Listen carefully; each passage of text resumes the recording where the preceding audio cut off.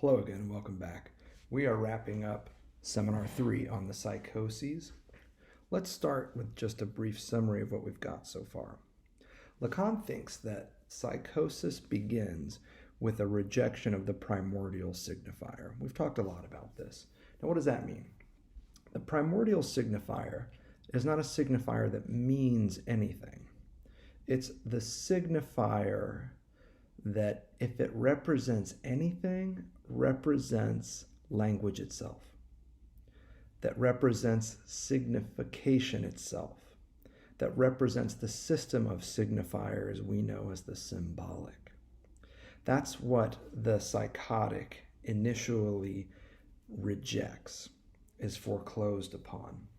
This signifier, this primordial signifier that would come to the neurotic in the form of what we've described as Bejahung early on in the seminar, is foreclosed in the case of the psychotic. Now, what that means is that what's foreclosed is the symbolic order, the realm of law, the realm of language, the realm of order, and most crucially, the realm of order and society in which the subject would find an identification, an identity, a role.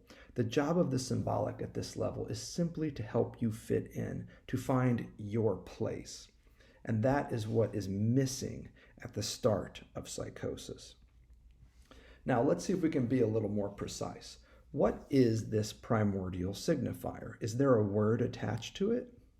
What I would suggest is that there is one word that best represents the primordial signifier, and that is the word no, as in N-O, as in thou shalt not. Because when the primordial signifier makes its appearance, to the extent that it does, it always emerges as a prohibition. Now, what is this prohibition against?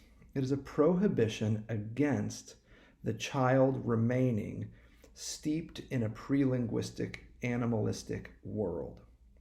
It's a prohibition against ever living your life apart from the split subjectivity of being a biological being and a linguistic being, a bio being and a socio being. Now, that's a little heady, but let's see what we're getting at here. When the toddler is told by the primary caregiver that it's time to start speaking like a proper little girl or a proper little boy, or speaking and using your words, when you cry like that, we can't understand you. That is effectively a big no. It says, thou shalt not act like a baby anymore. Potty training is also a big no. It says, thou shalt not poop and pee whenever and wherever you feel like it. Potty training instead says, you have to learn to pee and poop in appropriate places, toilets, bathrooms, at appropriate times, and so forth. That is effectively a prohibition. What the psychotic rejects is any sort of disciplinary measure like this. What they are rejecting is a primordial signifier that always has the effect of a prohibition. And it's a prohibition against remaining in a world without prohibitions. That's the absolute most important part here. No matter what the first word the child heard was, it is always effectively a no, because it is always effectively a prohibition. And what does the first word prohibits? It prohibits continuing to live in a world without words, without rules, without the guidance and the governance of the symbolic. That's why I say the primordial signifier, if we really have to pin it down, is a no, N-O. And this, according to Lacan, is the name of the Father. And the reason why he says it like this, and the reason why I've emphasized this term, is because in French, name of the Father sounds exactly like no of the Father. Nom of the Father, name of the Father, sounds exactly and is indistinguishable from, sounds exactly like nom of the Father, the no of the Father. So when he says name of the Father, it's not exactly your dad's name. And it's not even a biological dad. It doesn't even have to do with who was the male component that fed into your production. Not even. It's nothing like that. The name of the Father is simply prohibition, a no. Any biological being can issue that for you. Any primary caregiver can play the father role. It's a function. It's a place. It's a subject position. It has nothing to do with what's in your swimsuit zone. So the name of the Father is the know of the Father. And this is what's missing in the case of the psychotic. The primordial signifier that is rejected or refused is the know that would effectively prohibit the psychotic from continuing to live like a baby, doing whatever they want, whenever they want. Now, most of us, we learn to live with that no. We accept that if we're going to get what we want, we have to use words. We can't just keep crying and pooping wherever we want. We accept that there are rules and that it just works better for us getting our needs met and our demands satisfied if we can play by the rules of the other.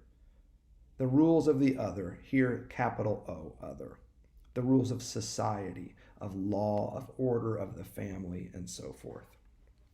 This is all missing in the case of the psychotic, but present in the case of the neurotic or normal person.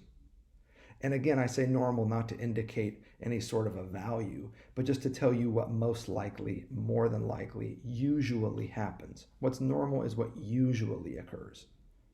Most people are neurotic, not psychotic. That's what I mean by normal. It's what usually happens.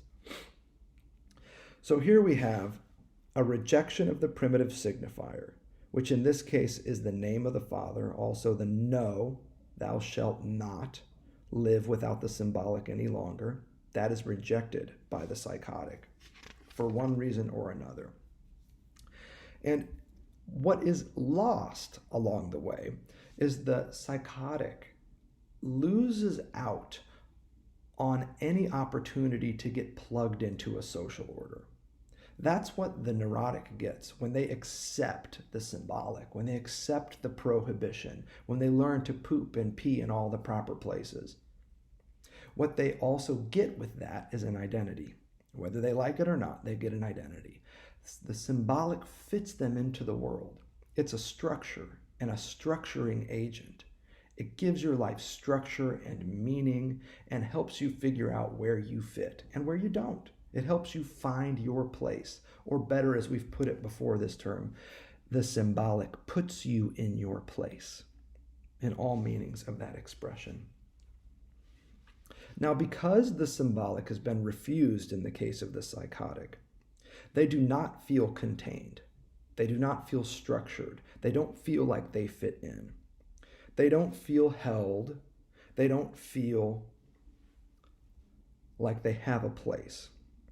Now, what winds up happening is that because they've rejected the symbolic big O other that would put them in their place, the psychotic finds themselves very vulnerable to imaginary others, bigger than life, larger than the world others, that can give them that sense of security, of structure, of placement and identity.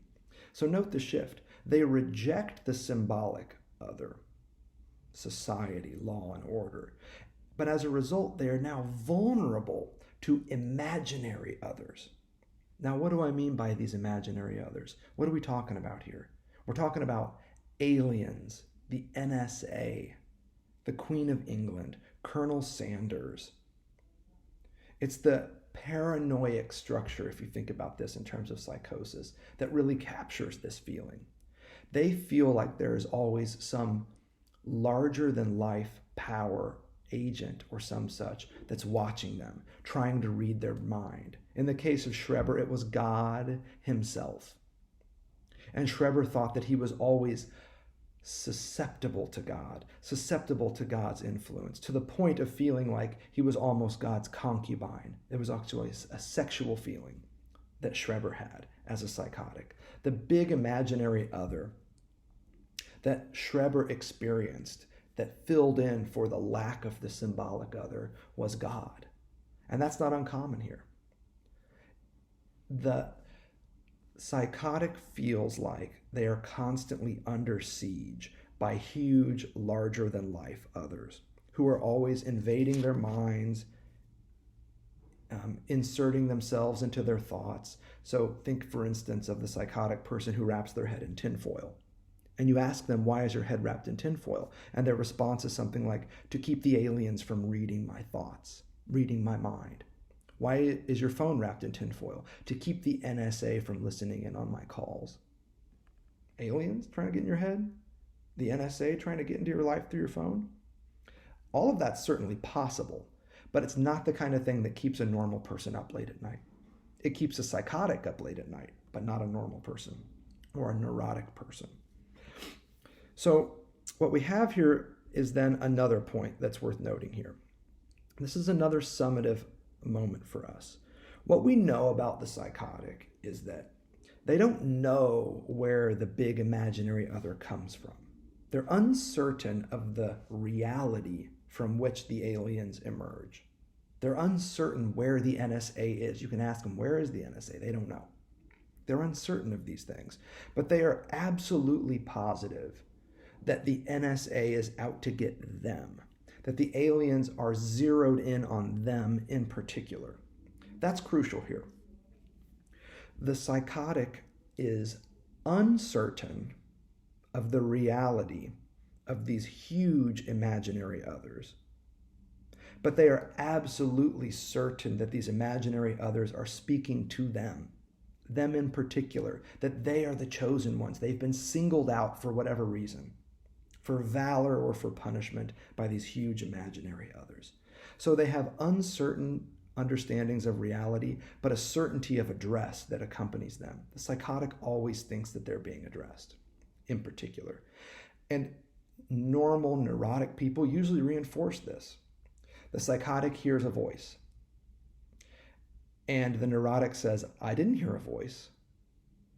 And instead of saying, wait a minute, maybe I'm making all this up, the psychotic says, that's because you're not the chosen one.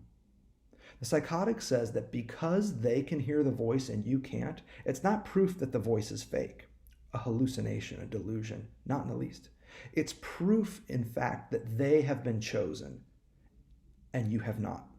You are not among the initiated, whereas they are. And this is proven by your doubt. The fact that you can't hear the voice is proof that it is uniquely addressed to them. Very crucial here. On the other side, in neurosis, what we see very commonly is just the opposite of this. The neurotic feels pretty certain about reality. They know that what goes up comes down. They live by these rules. If they go to work, they're going to get paid at the end of the week, and so on and so forth.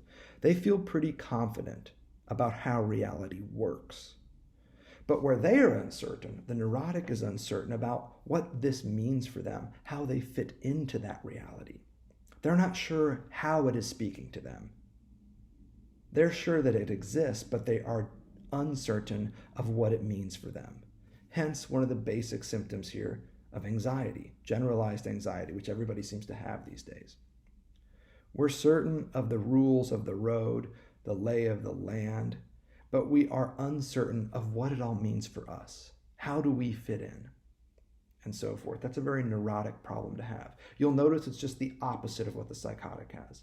The psychotic is uncertain of reality, but certain of an address to them. The neurotic, however, is certain of reality, but uncertain of how it relates to them or speaks to them. It's an important and very summative moment that we can make here in these final points.